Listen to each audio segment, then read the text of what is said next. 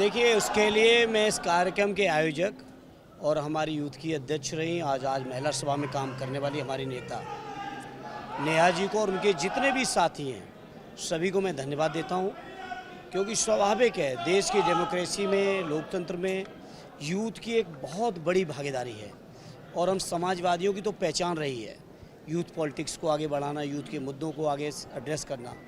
और मैं समझता हूँ उस सिलसिले में आज एक अच्छी चर्चा होगी। एक से एक बड़े विद्वान मैं देख रहा हूँ, इलाहाबाद से लेके लखनऊ से लेके उत्तर प्रदेश के अलग अलग इलाकों के बहुत इंपॉर्टेंट वक्ता बुलाए और मैं समझता हूँ आज के कार्यक्रम के माध्यम से यूथ के लोगों को एक नई प्रेरणा मिलेगी समाजवादी पार्टी के लिए और माननीय राष्ट्रीय अध्यक्ष जी के साथ चलने की।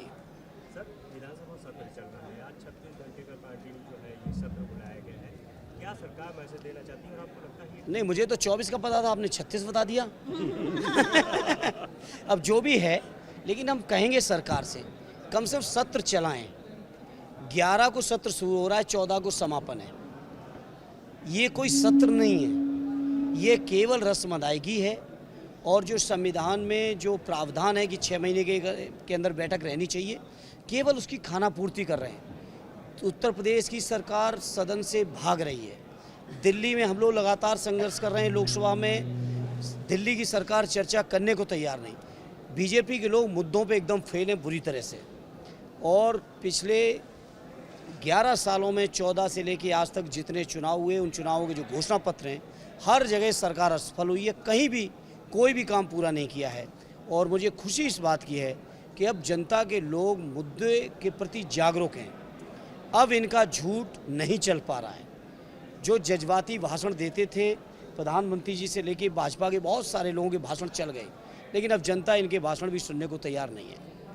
सर, आयोग को सुप्रीम कोर्ट में फटकार लगाई, लेकिन आयोग जो है वो शरारत पे अड़ी है। ऐसे में आप लोग विरोध प्रदर्शन भी कर रहे हैं, किस तरह का रवैया आप देख रहे हैं? देखिए, आयोग की निष्पक्षता पर उसी दिन मैं समझता हूँ सारे देशवासियों को समझ जाना चाहिए, जब चुनाव आयोग की नियुक्ति की जो समिति थी, जो कमेटी थी, उस कमेटी से सर्वोच्च न्यायालय के माननीय मुख्य न्यायाधीश साहब को हटा दिया गया। आप उसी दिन से समझ लेना चाहिए था कि सरकार की मंशा क्या है। अपने पक्ष का आयोग बनाना, अपने मनमाफिक आयोग के माध्यम से काम करवाना, ये सरकार की मंशा थी।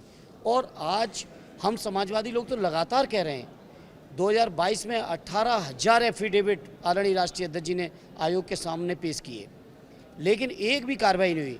जो आयोग आज ये कह रहा है राहुल गांधी जी से, लीडर ऑपोजिशन से, कि एफिडेविट दो, मैं उस आयोग से कहूँगा पहले 18,000 जो एफिडेविट है उस पर कार्रवाई क्या की, इस बात से देश को अवगत कराएं।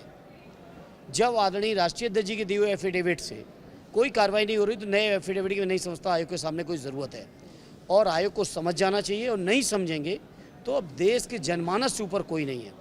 जनता जाग रही है, लोग जागरूक हो चुके हैं अपने वोटों के प्रति, अपने मतों के अधिकारों के प्रति और इनकी बेईमानी को बेनकाब करने के प्रति। सर, दिल्ली में संसद चलती है तो अखिलेश यादव जी तो पूरा विपक्ष जो है वो अपनी आवाज़ उठाना चाहता है, तो बैरिकेडिंग की जाती है, फोर्स लगाई जाती है। अखिलेश यादव जी को बैरिकेडिंग बांधनी पड़ती है। लखनऊ में बात करें, आज भी जो है समाजवादी पार्टी अपनी बात रखना चाहती थी, लेकिन प्रसाद पांडे हो या तमाम जो बड़े वरिष्ठ नेता थे, उनकी आवाज़ को पूरी तरह से घेराबंदी कर दिया गया, उनको नज़रबंद कर दिया। देखिए, ये चीज़ें सरकार चाहे जितना आतंक कर ले, अत्याचार कर ले, अन्याय कर ले, ये चीज़ें उत्तर प्रदेश और देश की जनता देख रही है। और लोकसभा के चुनाव में तो जो जवाब मिला है, ये शुरुआत है।